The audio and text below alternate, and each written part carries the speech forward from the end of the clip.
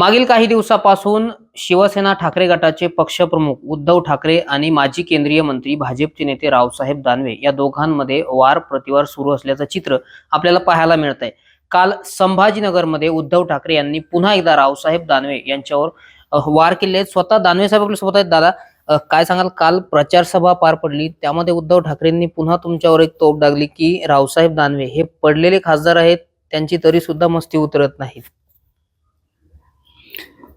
ही गोष्ट खरी आहे की लोकसभेच्या निवडणुकीमध्ये माझा पराभव झाला, पण हा पराभव माझा वैयक्तिक पराभव झाला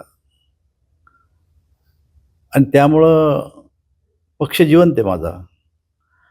पण उद्धव ठाकरे साहेबाचं तर पक्षच पराभूत झाला सारा.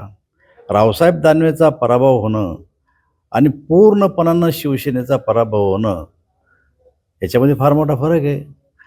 आताही वैफल्यग्रस्त झालेत, कोणावरही तोंड सुख घेऊ राहिलेत आणि असं काहीतरी व्यक्तिशा कोणावर बोलल्याशिवाय यांच्या सभेला टाळ्या वाजत नाही पहिल्यासारखे आता. त्याच्यामुळं अशा प्रकारचे आरोप ते करतात.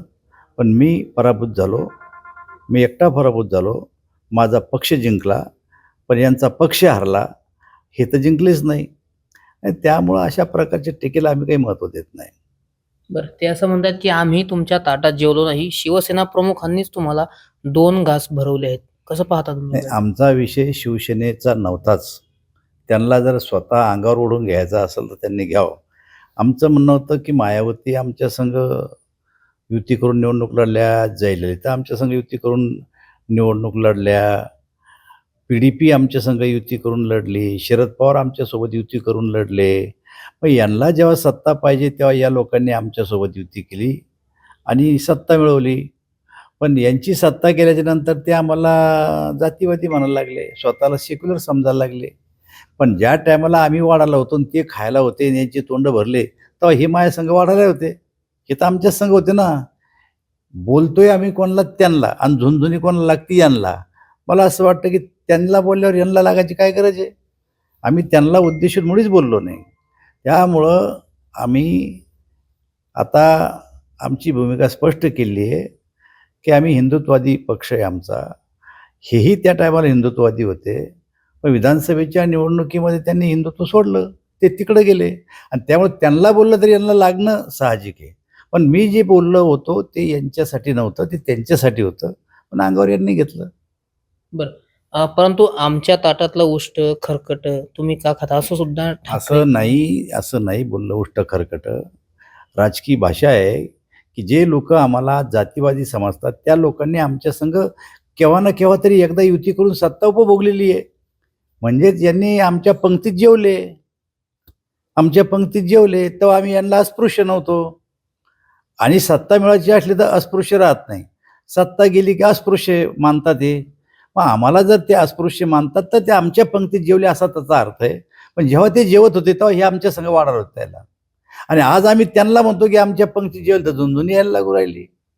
त्यामुळं आता यांच्या वागण्यात आता फरक झाला हे स्पष्टपणे जाणवतं.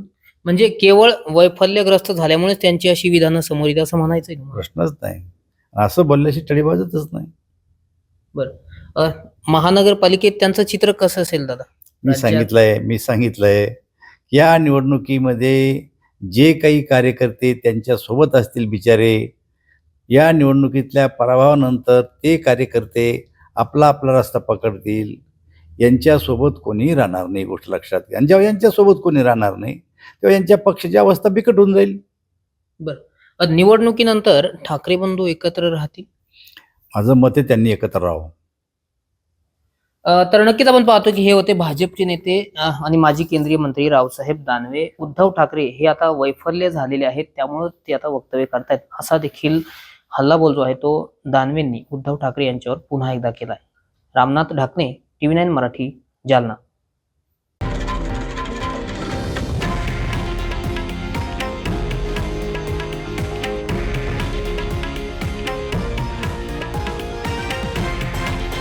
हे आहे देशातील नंबर 1 न्यूज नेटवर्क आणि आपण पाहत आहात TV9 मराठी, एकमेव.